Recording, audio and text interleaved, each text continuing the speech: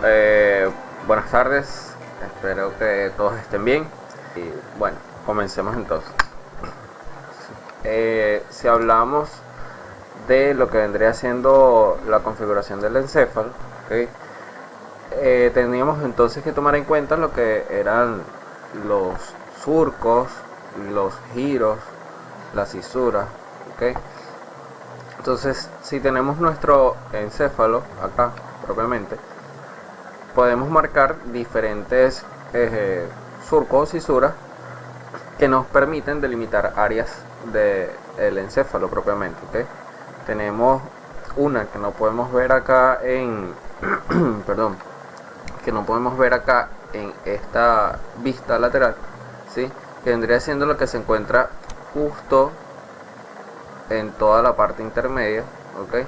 Que vendría siendo la interhemisférica, la cisura interhemisférica o la longitudinal, ¿sí?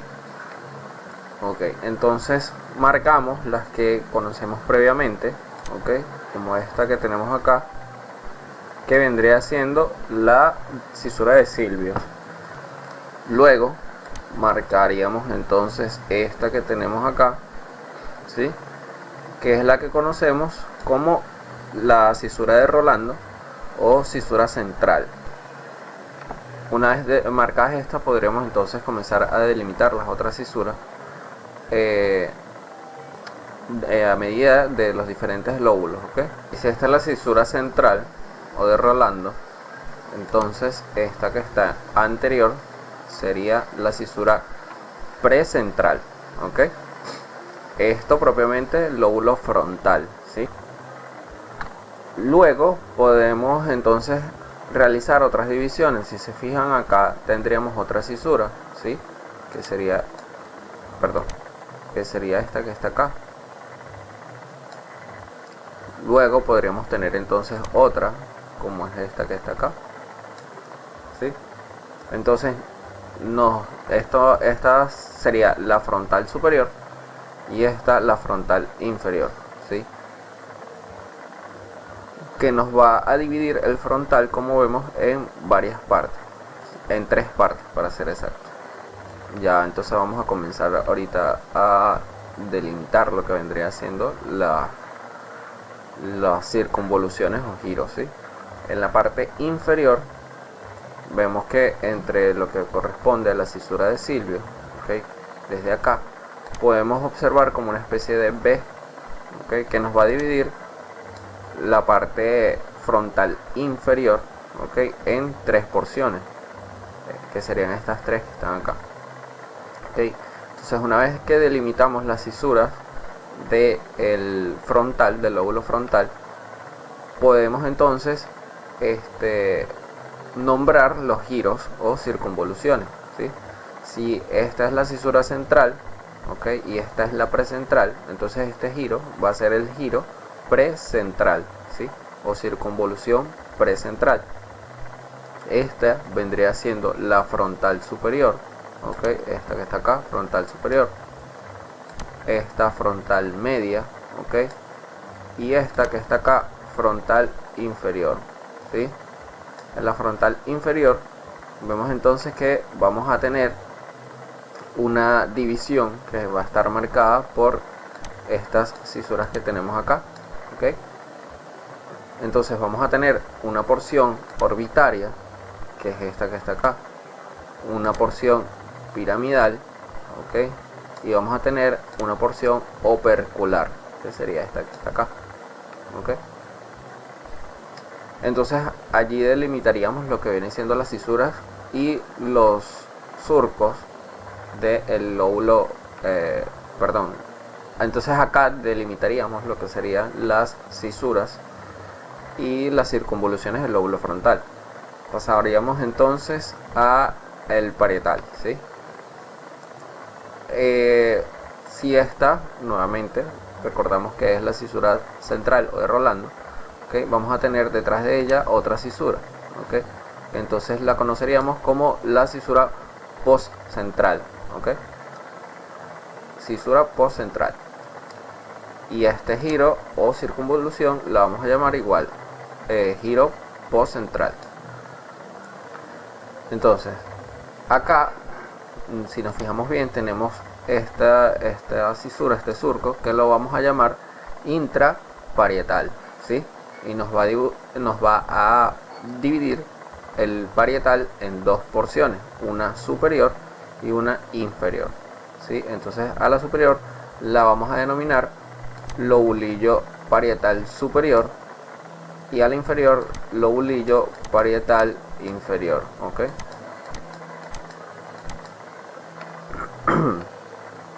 Chévere. En lo que corresponde al lóbulo occipital, acá podemos observar entonces una cisura que en una vista externa no se marca, no la podemos apreciar bien definida, que es la cisura parieto-occipital, ¿okay? Y acá en la parte inferior del occipital entonces podemos observar la cisura calcarina, que tampoco la podemos apreciar en su totalidad, ¿okay?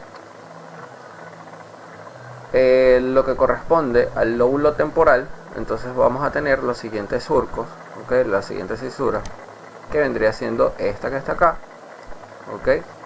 Que va a ser la cisura temporal superior, ¿okay? Y esta que está acá vendría siendo la cisura temporal inferior, ¿okay? Entonces vamos a tener los siguientes giros o circunvoluciones. Este que está acá vendría siendo entonces el giro temporal superior, este sería el giro temporal medio, ¿okay? Y este sería el giro temporal inferior, ¿sí? Adicionalmente a esto vamos a tener una constitución a este nivel, ¿sí?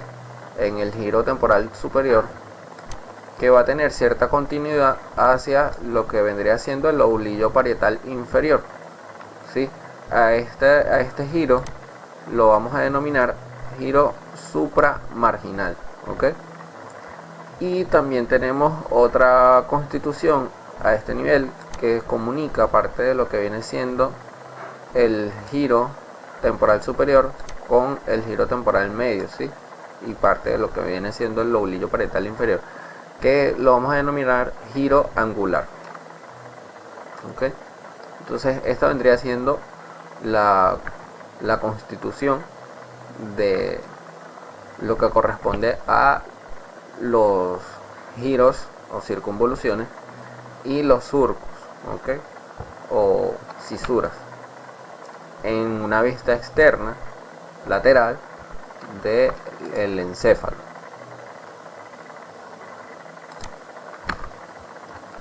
Entonces, si lo vemos acá, básicamente es lo mismo, solo que obviamente no tendríamos todas los vermis marcados, ¿sí? No tendríamos todos los vermis del encéfalo marcados, pero tendríamos entonces las principales, o lo que vendría siendo la cisura con los giros, ¿sí? Acá estaría entonces bien marcado lo que vendría siendo la central o de Rolando, la precentral, la poscentral, la frontal superior, ¿okay? Frontal inferior, el giro frontal superior, giro frontal medio, giro frontal inferior, ¿sí? La porción orbitaria, la porción triangular o piramidal y la porción opercular, ¿sí? Entonces este sería el giro precentral, giro poscentral, ¿okay? Lobulillo parietal superior, lobulillo parietal inferior, ¿sí? La cisura parieto-occipital. Acá tendríamos entonces la cisura temporal superior, cisura temporal inferior, el giro temporal superior, giro temporal medio, giro temporal inferior. Acá estaría entonces el giro supramarginal y el giro angular, ¿sí? Si nos vamos a una vista más interna, ¿okay? En un corte sagital, esto sería anterior, ¿okay? Y esto sería posterior, ¿sí? Entonces esto sería todo lo que corresponde al lóbulo frontal, el giro frontal superior, ¿sí? Entonces esto es lo que conoceríamos como la cisura central o de Rolando, esta que está acá. Esta sería entonces la precentral y esta la postcentral, ¿sí? Acá tendríamos entonces las tres cisuras. En una configuración interna, que vendría siendo un corte sagital, ¿sí? Podemos ver que entonces acá nos marca como una especie de un cuadro, ¿sí? Que entonces lo vamos a llamar el lobulillo paracentral, ¿sí? A esta constitución. En su parte más posterior vamos a tener entonces acá la cisura parieto-occipital, que como vemos a este nivel, a este corte, sí va a estar bien definida, ¿sí? Al igual que la cisura calcarina, ¿sí? A este nivel, como bien vemos, va a estar bastante definida, a diferencia de la vista externa. Entonces, estas cisuras nos van a delimitar otras porciones, ¿sí? En la parte más posterior vamos a tener la cuña, que va a estar entre la cisura calcarina y la cisura parieto-occipital, que vendría siendo esta porción que está acá, la cuña, ¿sí? En su porción anterior, entre la cisura parieto-occipital y la cisura postcentral, ¿okay? Vamos a tener entonces esta región que la vamos a llamar precuña. Entonces, este es lo que conocemos como el cuerpo calloso, ¿sí? Toda esta estructura que está acá. Entonces, en la parte superior del cuerpo calloso vamos a tener otros giros, ¿sí? Que viene siendo este que está acá. Entonces lo vamos a denominar la circunvolución del cíngulo o giro cingulado.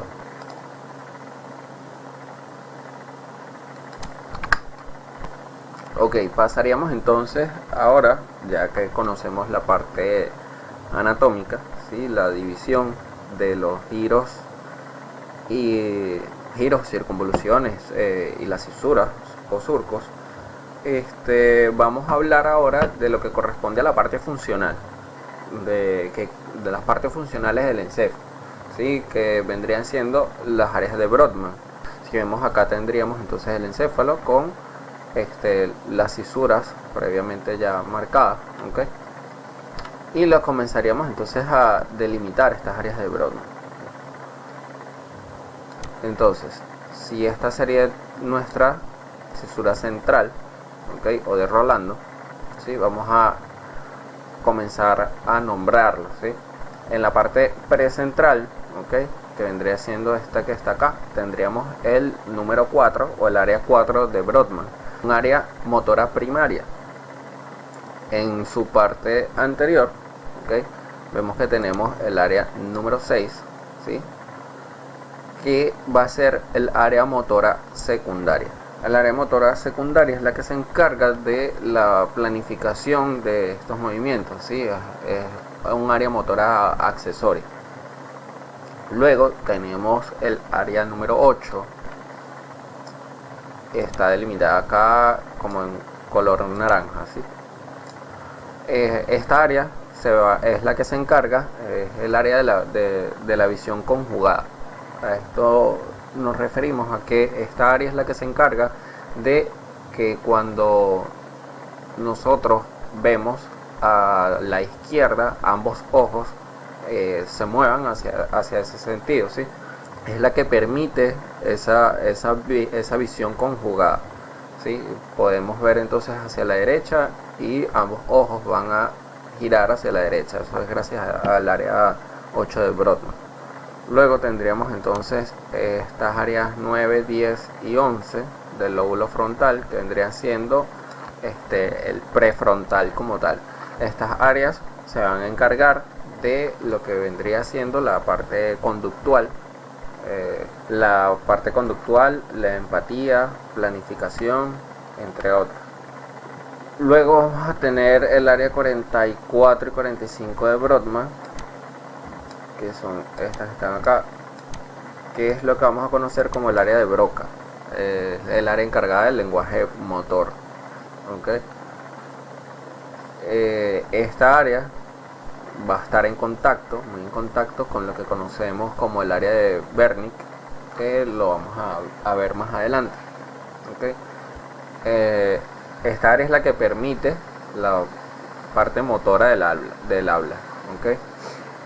Si tenemos si tenemos o presentamos un daño en estas áreas, vamos a poder entender lo que escuchamos, ¿sí? Vamos a poder comprender el lenguaje, pero no vamos a tener la capacidad de hablar, la parte motora, la parte de ejecutar el habla. Ahora, si nos vamos a la parte postcentral, ¿okay? Lo que corresponde a la cisura postcentral, ¿sí? Tenemos principalmente lo que corresponde al área 1, 2 y 3 de Brodmann, ¿sí? Estas áreas son las áreas sensitivas, ¿okay? Áreas sensitivas primarias. Estas áreas son las que corresponden a las vías de relación, ¿sí? Todo lo que es la termoalgésica, el tacto fino, el tacto grueso, la vía propioceptiva, ¿sí? Entonces corresponden a estas áreas. De estas áreas es de donde se originó o de donde se creó el homúnculo de Penfield, los experimentos que se realizaron con los pacientes que sufrían de epilepsia y eso. Pero bueno, a este punto la parte histórica no es muy relevante. Luego tenemos el área 5 y 7, ¿okay? Que la vamos a ver ubicada en lo que corresponde al lobulillo parietal superior. Estas son unas áreas somatosensoriales, somatosensitivas secundarias, ¿okay? Que se encargan del reconocimiento de estímulos. Podríamos entonces hablar de la estereognosia, ¿sí? Es el nombre que le podemos dar a ese reconocimiento de los objetos, ¿sí? Por lo que vendría siendo el sentido del tacto, ¿okay? Esta área es lo que nos permite que nosotros podamos reconocer, precisamente, valga la redundancia, un objeto con tocarlo solamente, ¿sí? Vamos a pasar entonces a lo que corresponde a la parte del lóbulo occipital, ¿sí? Que vendría siendo las áreas 17, 18 y 19 de Brodmann, ¿okay? Tendríamos entonces el área 17 vendría siendo nuestra área visual primaria, y las 18 y 19 la secundaria, ¿sí? Estas áreas, el área 17 viene siendo la primaria, las áreas secundarias, que vendría siendo la 18 y la 19, nos permite diferenciar las cosas o los objetos en el espacio, ¿sí? Gracias a esto podemos nosotros saber o intuir por lo menos la distancia, ¿sí? Por lo menos podríamos distinguir a cuántos metros está un objeto, ¿sí? O podremos distinguir entonces la ubicación en el espacio que tiene. Esto básicamente se encarga de las cosas que vemos y cómo las podemos ver, ¿sí? Luego, si nos vamos a lo que viene siendo la parte del temporal, muy importante, tenemos entonces el área 41 y el área 42, que son principalmente el área 41, tenemos que es el área auditiva primaria, y el área 42, el área auditiva secundaria. El área 39 es un área fundamental para lo que viene siendo la comprensión del lenguaje, ¿okay? Y el área 40 es un área fundamental para lo que viene siendo la lectoescritura, ¿okay? La parte de lectura, escritura y todo lo demás, ¿sí? Vamos a tener en una parte inferior el área 22, ¿sí? El área 22 es lo que vamos a conocer principalmente como el área de Wernicke, ¿sí? Que es el área de la parte del lenguaje sensitivo, ¿sí? Esta área de Wernicke va a estar muy en contacto con el área de Broca, ¿sí? Ellas se van a comunicar a través de algo que se le conoce como el fascículo arqueado o fascículo arcuato, ¿sí? Y esto es importante saber que va a estar relacionado con el hemisferio dominante de la persona. Recordemos que la primera década, o sea, los primeros 10 años de la persona, es donde se va a definir el hemisferio dominante de la persona. Esta área, la 22, que conocemos como Wernicke, ¿sí?, va a tener cierta relación, según algunos autores, con estas áreas 40 y 39 con respecto a lo que viene siendo el giro supramarginal y el angular, pero propiamente según la descripción del área, propiamente el área de Wernicke corresponde al área número 22 de Brodmann, ¿sí? Tenemos el área número 37, ¿okay?, que esta área es la que se encarga de el reconocimiento de rostros, ¿sí? Básicamente, bueno, existe una patología que se llama prosognosia, que es cuando no tenemos la capacidad de reconocer rostros, ¿sí? Eso es debido a esta área número 37 de Brodmann. Como vemos acá, este número 22 se repite, pero esto no es importante a este nivel del curso.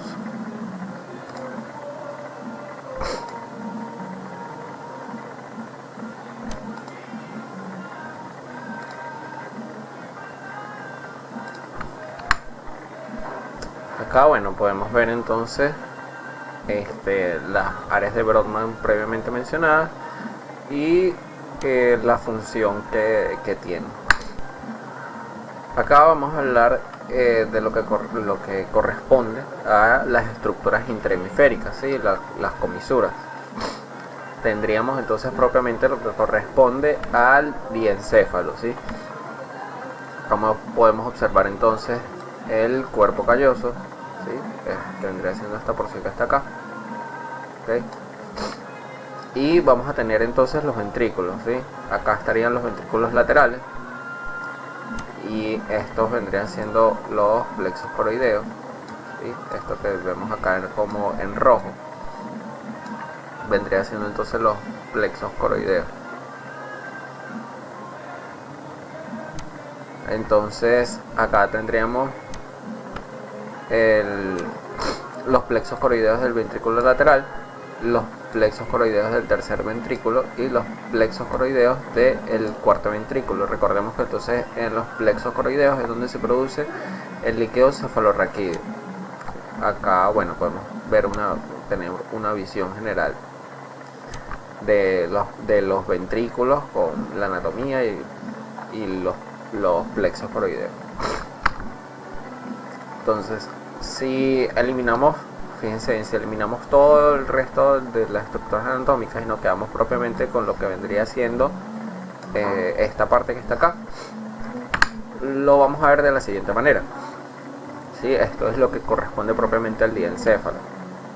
Vamos a tener entonces el cuerpo calloso, ¿okay?, que es esta porción, todo esto que está acá, todo esto que vemos acá,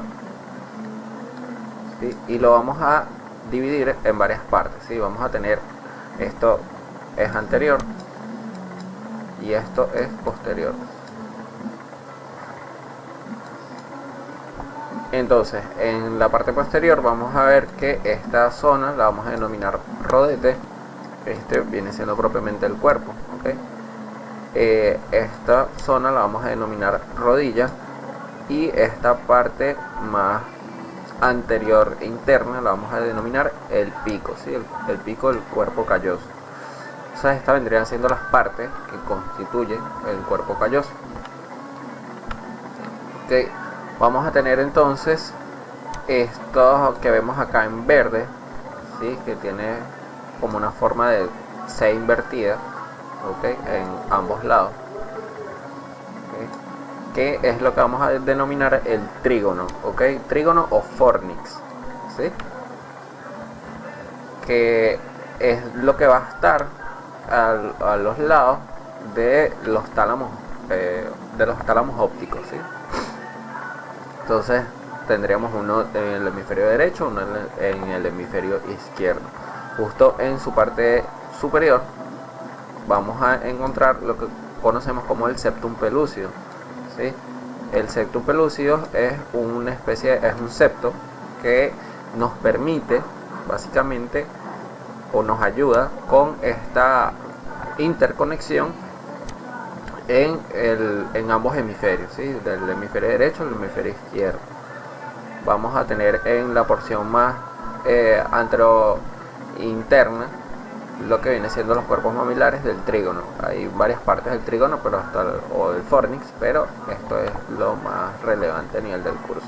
Y acá en esta área se encontrarían los plexos coroideos de los ventrículos laterales, que bueno, acá a este nivel no lo muestra, pero estaría más o menos en esta área, ¿sí?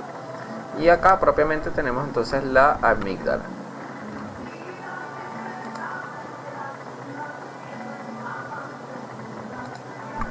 Sí, esto propiamente formaría parte ya del mesencéfalo, ¿sí? Entonces todo esto toda esta parte interna correspondería a lo que conocemos entonces como el tercer ventrículo, ¿sí? El tercer ventrículo va a estar entonces limitado por todas estas cavidades. Si los vemos acá esta es una vista lateral, ¿sí? Podemos ver entonces los ventrículos laterales, que son todos estos que están acá, ¿okay? Todo esto vendría siendo los ventrículos laterales. Recordemos entonces que el ventrículo lateral izquierdo va a ser el primer ventrículo y el derecho va a ser el segundo ventrículo, ¿sí? Entonces estos ventrículos laterales van a tener una porción anterior, una asta anterior, que va a estar desde el lóbulo frontal, ¿sí? Va a ir hacia posterior hasta el lóbulo occipital, donde va a tener entonces su asta posterior, ¿sí? Y luego se va a dirigir hacia temporal, ¿okay? Donde vamos a tener entonces el asta inferior, ¿sí? Asta anterior, lóbulo frontal, asta posterior, occipital, asta inferior, el temporal, ¿okay? Estos ventrículos, que vendría siendo estos que vemos acá, ¿okay? Ellos se van a unir y se van a comunicar con el tercer ventrículo a este punto, ¿okay? A través del agujero interventricular. Este agujero interventricular también lo podemos encontrar como el agujero de Monroe, ¿sí? Nos podemos hacer referencia de Marilyn Monroe, por decir algo, para acordarnos también, para que sepan que también se puede conseguir por ese nombre. Entonces a través de este agujero pasa el líquido cefalorraquídeo al tercer ventrículo, ¿sí? Que sería esta porción que tenemos acá. Y del tercer ventrículo pasa al cuarto ventrículo a través del acueducto cerebral o el acueducto de Silvio. Podemos encontrarlo con esos dos nombres.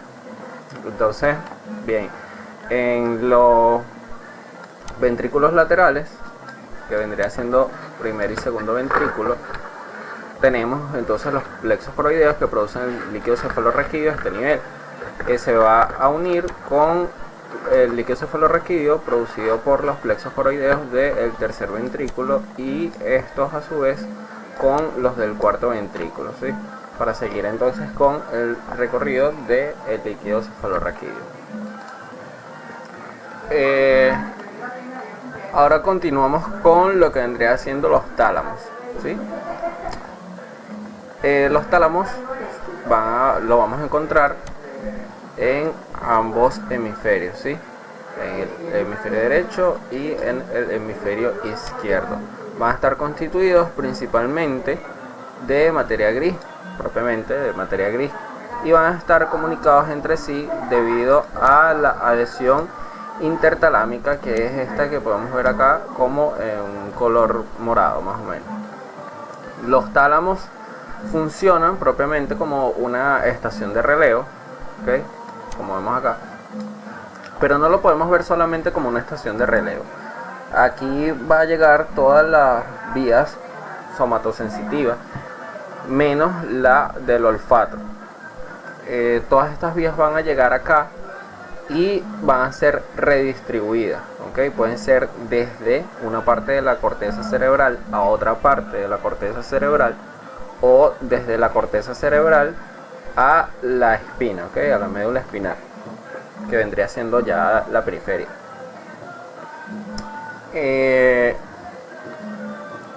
Si bien recibe impulsos de todas estas áreas, también los envía a todas estas áreas, ¿okay?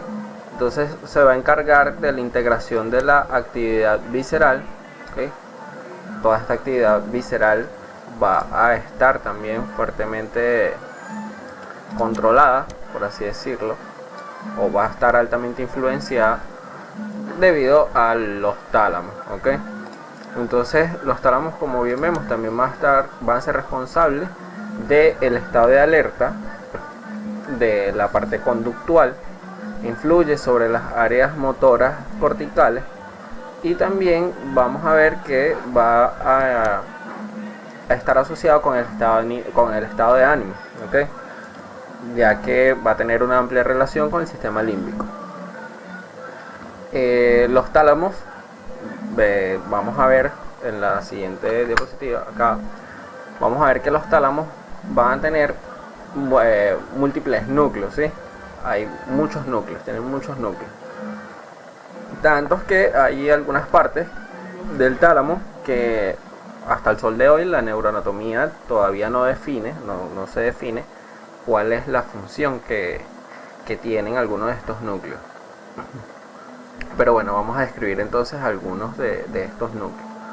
Vamos a tener entonces una porción anterior, que va a ser esta que está acá, como una especie de color amarillo. Vamos a tener entonces este núcleo anterior, que se va a encargar del tono emocional y la memoria reciente.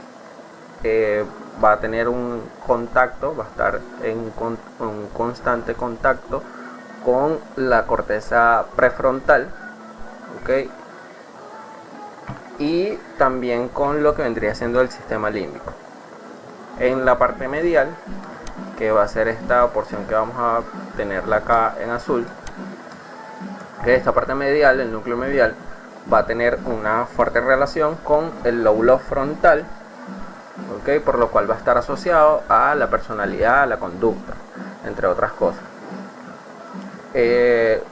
Tenemos entonces acá en la parte lateral del tálamo, o de los tálamos, tenemos entonces el núcleo ventral anterior, que va a formar parte de la corteza premotora y va a estar en contacto también con el cuerpo estriado. Va a ser un área motora propiamente, va a tener influencia sobre el área motora, va a transmitir estos impulsos que nos permiten generar movimiento, mientras que el núcleo ventral lateral, que es este que vemos acá, va a estar también asociado con la corteza premotora, pero va a tener contacto con el cerebelo, lo que nos va a permitir precisamente la coordinación de los movimientos, ¿okay? Entonces tenemos acá este núcleo ventral posterolateral, que se va a encargar de toda la parte, de transmitir toda la parte sensitiva, lo que corresponde a las áreas 1, 2 y 3 de Brodmann, ¿sí? En la parte posterior y lateral, en este caso, tenemos entonces el cuerpo geniculado lateral, que es el que se encarga de transmitir la parte visual, lo que corresponde al área 17, 18 y 19 de Brodmann, mientras que el núcleo geniculado medial es el que se va a encargar de la parte auditiva, de transmitir esta parte auditiva a las áreas 41 y 42 de Brodmann, ¿sí? En la parte más posterior vamos a ver entonces que tenemos esta porción que la vamos a denominar pulvinar, ¿okay? Esta área pulvinar es la que se encarga de enviar estos impulsos a las áreas de asociación. Recordemos que entonces las áreas de asociación son unas áreas extensas de la corteza cerebral que se encargan de integrar la actividad de las áreas primarias sensoriales y las relacionan con áreas motoras. Aquí podemos ver funciones que están relacionadas con funciones cognitivas, como el lenguaje, la conducta, también funciones afectivas. Y tenemos principalmente tres áreas en la corteza de asociación. Tenemos el área asociativa parietotemporo-occipital, ¿okay? También tenemos la prefrontal y el área asociativa límbica, ¿okay? Entonces vamos a tener que el pulvinar es el que se va a encargar de estas áreas de asociación, de transmitir estos impulsos a todas estas áreas de asociación. Como vemos acá bien en la imagen, recordemos que el olfato no está incluido acá.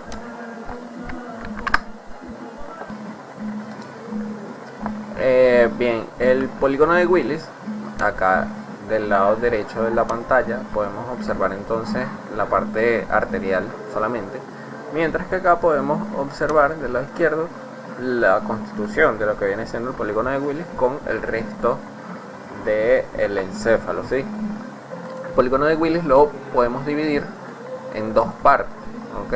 Vamos a tener esta porción, ¿ok?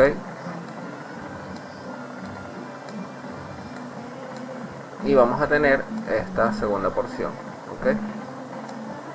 Lo podemos dividir en estas dos partes, una porción anterior, ¿ok? Y una porción posterior. Entonces, la constitución del polígono de Willis va a estar en su porción anterior, va a corresponder esta irrigación por estas arterias que vemos acá, que son las carótidas, ¿okay?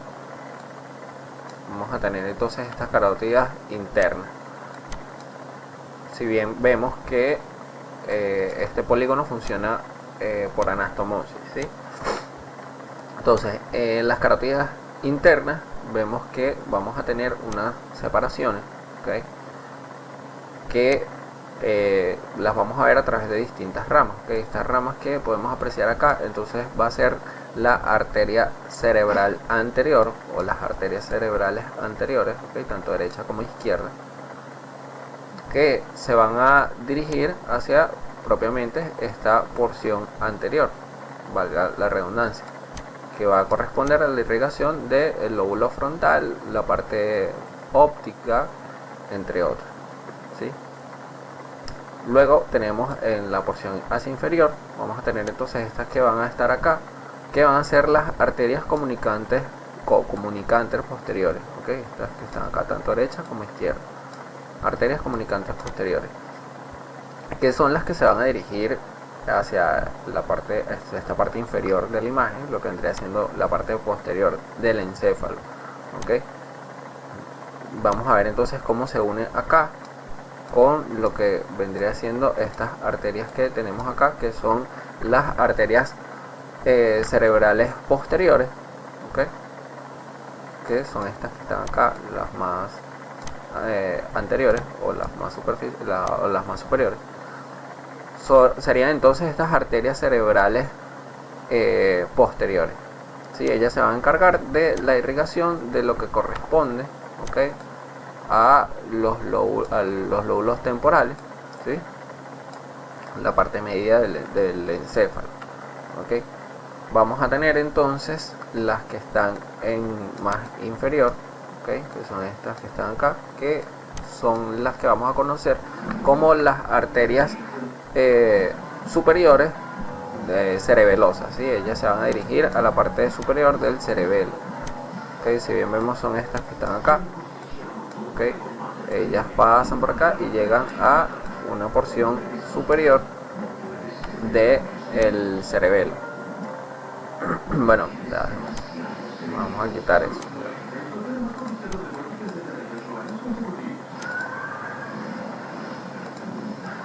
Estas que están acá, ¿sí? Ellas van a llegar a una porción del cerebelo, más o menos hacia esta área, ¿okay? Una porción superior. Okay, vamos a tener entonces esto que está acá en el medio, que es lo que vamos a conocer propiamente como la arteria basilar, que va a ser esta que está aquí, ¿okay? Todo el medio. vamos a tener estas ramas, ¿ok? Que bueno, casi no se pintan acá porque es rojo, pero esas van a ser estas que tenemos acá, que son las arterias cerebelosas inferiores, ¿ok? Arterias cerebelosas inferiores, y estas las arterias cerebelosas superiores, ¿ok? Entonces, como bien vemos, todas van a estar acá en contacto con lo que viene siendo la arteria basilar. En la porción inferior, ¿okay? Esta porción que está acá, tenemos entonces las arterias vertebrales, ¿okay? Que son estas que están acá, las arterias vertebrales. En la parte medial, entonces tenemos la arteria espinal anterior, y recordemos que va a estar entonces en el surco anterior de la médula, ¿ok? Esta porción que está acá. Acá podemos observar estas que casi no se ven muy bien, ¿ok? Se ven muy poco, pues son estas que están acá. Se van a encargar entonces de la irrigación de plexos coroideos del cuarto ventrículo, ¿sí? Esta área. Bien, acá en lo que corresponde a la arteria basilar, si vemos hacia los laterales, que vienen siendo estas zonas que vemos acá, vamos a tener varias divisiones, ¿sí? O varias ramas, ¿okay? A esas ramas, que vienen siendo estas que están acá, ¿okay? Las vamos a llamar pontinas, ¿okay? Arterias pontinas. Estas arterias son las que se encargan de la irrigación de las partes del tronco encefálico como tal, ¿sí? Si bien vemos acá tenemos entonces el tronco del encéfalo, vamos a tener la irrigación de toda el área de toda esa área del tronco encefálico, ¿okay? Más tarde vida gracias a estas arterias pontinas. Hablamos entonces ahora de los ganglios o núcleos basales. Si bien estos forman parte propiamente del telencéfalo, ¿okay? Pero es necesario hablar de ellos a este nivel, ya antes de entrar en lo que viene siendo la configuración de la sustancia gris y la sustancia blanca. Entonces, los ganglios basales, ¿okay? Van a ser un conjunto de masa de sustancia gris, ¿okay? Al igual que los tálamos, van a estar constituidos por sustancia gris, y se van a encontrar dentro de cada uno de los dentro de cada hemisferio, ¿sí? Tanto el derecho como el izquierdo. Van a estar en la parte más profunda del lóbulo temporal, ¿okay? Vamos a tener entonces un cuerpo estriado, que es lo que va a formar parte propiamente de la anatomía de los núcleos o ganglios basales. Y en ellos vamos a tener entonces el núcleo caudado, que básicamente es esto que vemos acá, que tiene forma de cola, ¿okay? Vamos a tener un núcleo lenticular, que el núcleo lenticular viene siendo esto que vemos acá, ¿okay? Y en su porción interna vamos a ver que entonces tenemos el putamen, ¿okay?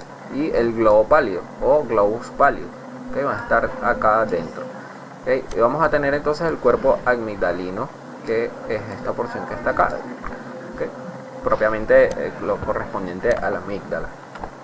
Y por último tenemos una porción denominada como antemuro o claustro, que lo vamos a ver más adelante, ¿okay? Si lo vemos acá con respecto a toda la anatomía, ¿okay? Esto es anterior, esto es posterior. Entonces acá tendríamos lóbulo frontal, ¿sí? Parietal, occipital, temporal, ¿ok? Entonces, si nos fijamos bien, entonces acá tendríamos lo que conocemos o lo que nombramos anteriormente como la parte del núcleo lenticular, ¿sí? Esta porción que está acá redonda, más o menos redondeada. Y acá tendríamos entonces el núcleo caudado, ¿sí? Caudado, recordemos que tiene entonces una forma de cola, ¿sí? Es caudado. Y acá el núcleo amigdalino, ¿okay? Núcleo amigdalino, ¿sí? Es básicamente lo que estábamos hablando en la diapositiva anterior, o lo que estábamos comentando en la diapositiva anterior, solo que acá tenemos el resto de la anatomía. Si bien apreciamos, acá podemos ver la parte, el cuerno posterior del ventrículo lateral, que corresponde a la porción occipital, ¿sí? Acá la parte anterior del ventrículo lateral, y acá la porción inferior del ventrículo lateral. Aparte de eso, en una parte más interna, ¿sí? En el fondo podemos observar entonces el fornix, ¿sí? que es lo que estamos conversando en la parte del diencéfalo, ¿sí? Y acá tendríamos entonces el tálamo, ¿okay? Sería la anatomía completa, ¿okay? Entonces, si vemos bien, vamos a hablar un poco de lo que viene siendo la función de cada uno de ellos. El núcleo caudado, ¿okay? Se encarga de la sensación de alarma y la motivación.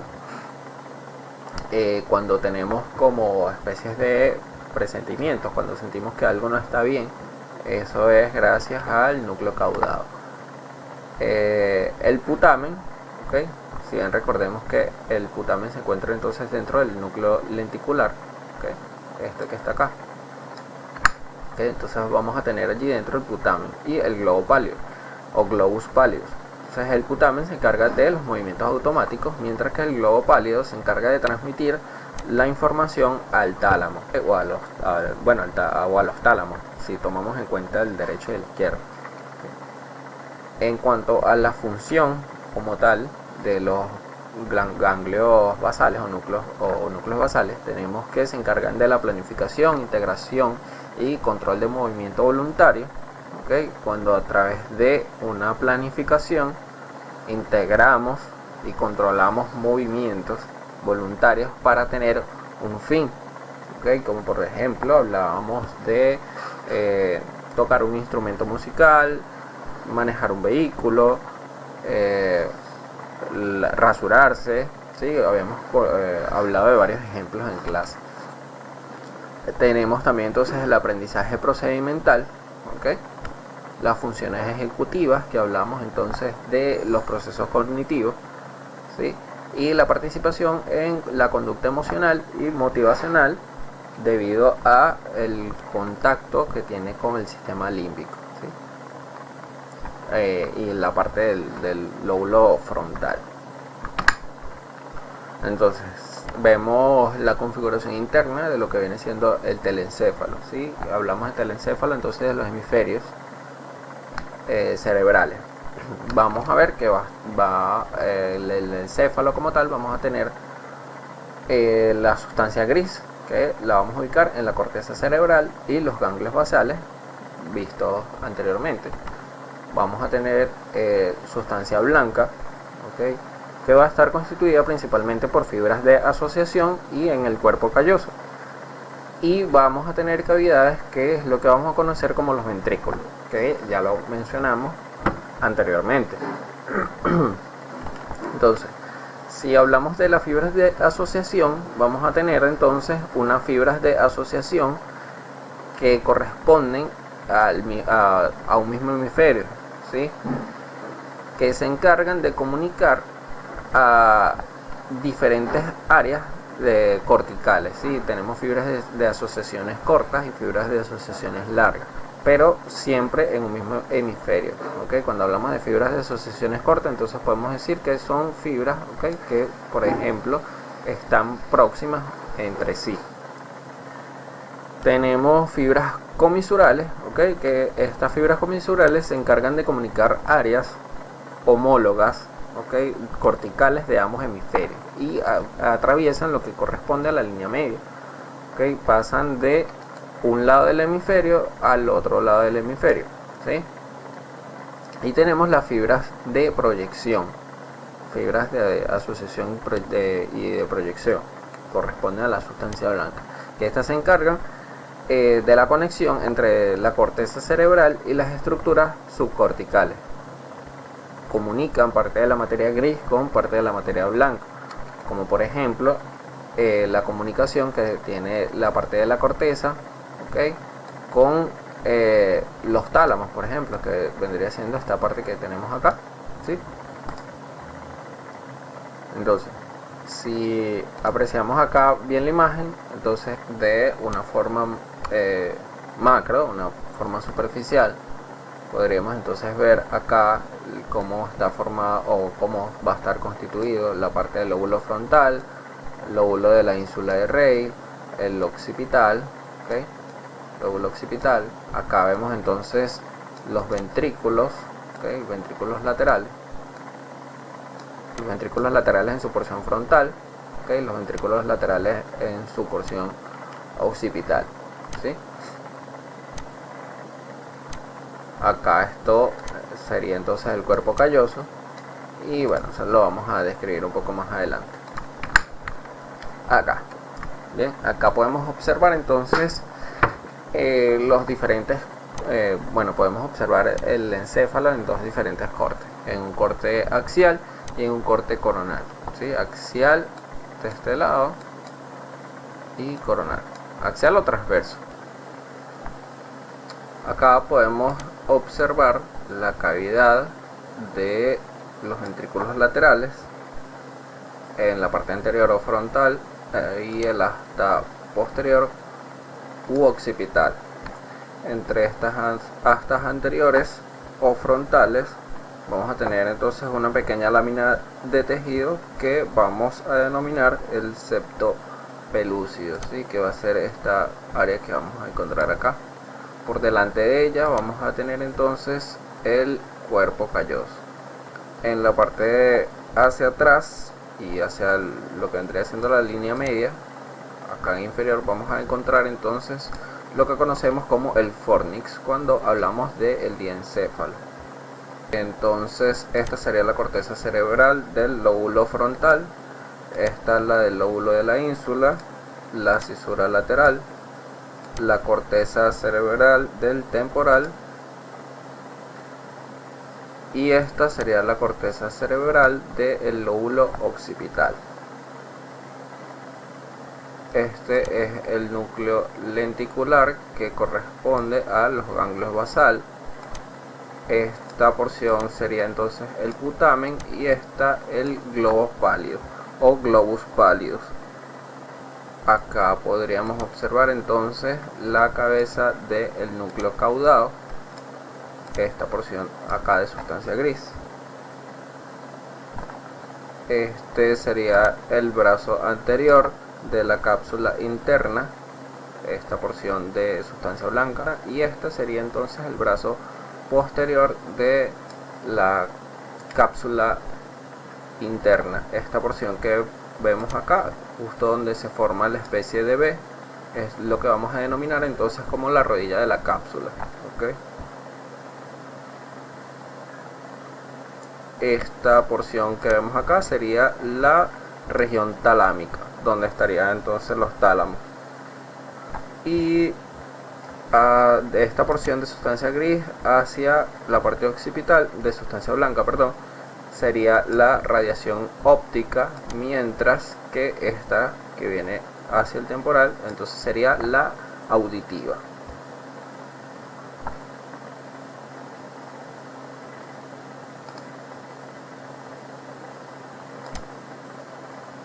Acá podemos señalar entonces la cisura interhemisférica, el cuerpo calloso, el septo pelúcido,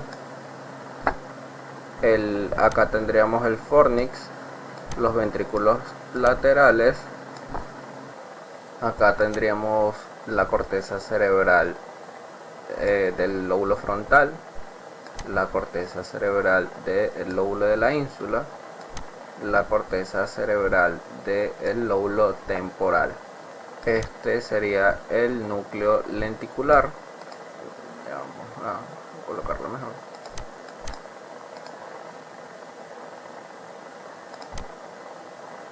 Este sería el núcleo lenticular, parte del núcleo lenticular. Y este sería el brazo posterior de la cápsula interna, conduciendo las fibras de la córtico espinal y córtico vulvar. ¿Sí? Entonces, más o menos como a este nivel, recordemos que estaría la decusación piramidal, que es donde estos tractos nerviosos, estas vías nerviosas, se decusan. Si pasamos a lo que vendría siendo los senos venosos, de la dura madre, si bien vemos acá, esto sería lo que conocemos como la dura madre, ¿okay? Esta porción que viene acá, sabemos que entonces vamos a tener las diferentes capas de las meninges. La dura madre, en ciertos puntos, ella tiene como una especie de separación, como una subdivisión, ¿okay? Que vemos acá.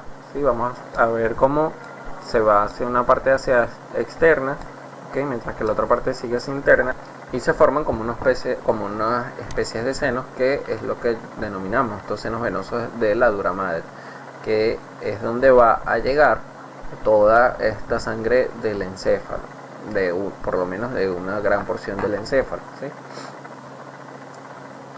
Y toda esta sangre va a dirigirse a la parte del occipital, ¿sí? Lo que conoce hasta la prensa aerófilo, que ya la vamos a ver, bueno, la vamos a nombrar, la vimos al inicio del trimestre. Si lo vemos acá en una vista lateral, ¿sí? Tenemos entonces el seno longitudinal superior, que va a ser esta porción que está acá, ¿sí? Todo este tramo del encéfalo va a drenar la sangre de este seno longitudinal superior hasta dirigirse a la parte occipital, donde se forma entonces la prensa de aerófilo, ¿sí? Que va a estar ubicada en la protuberancia occipital interna, ¿sí? Luego tenemos el seno longitudinal inferior, que va a estar por encima del cuerpo calloso, ¿okay? Que se van a encargar entonces del drenaje de toda esa parte inferior, ¿okay? También va a dirigirse a la prensa de aerófilo, ¿okay? Va a converger acá en este punto donde se forma la ampolla de Galeno, ¿sí? En la ampolla de Galeno entonces vemos cómo converge el seno longitudinal inferior con la vena de Galeno, ¿okay? Que la vena de Galeno es la que se va a encargar del drenaje venoso de todo el diencéfalo, ¿sí? Todo lo que conocemos como el diencéfalo, esas estructuras comensurales. Entonces tenemos cómo convergen acá en la ampolla de Galeno y pasan a la prensa de aerófilo a través de esta vena que denominamos entonces como seno recto. Una vez llegan a la prensa de aerófilo, pasan a través del canal sigmoideo a lo que vendría siendo la parte del temporal, donde se forma entonces lo que conocemos como la vena yugular.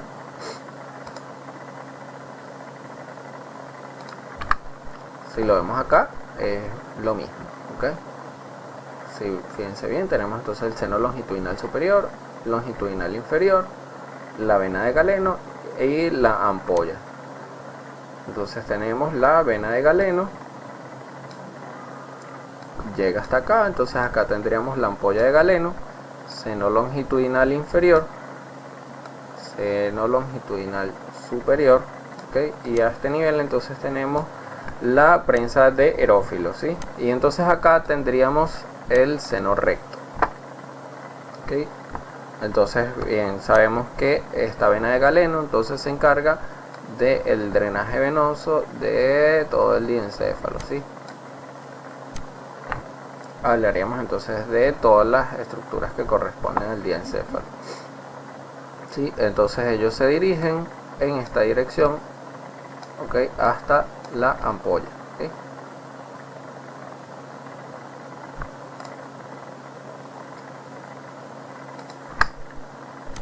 Y bueno, espero que les ayude y suerte en el parcial.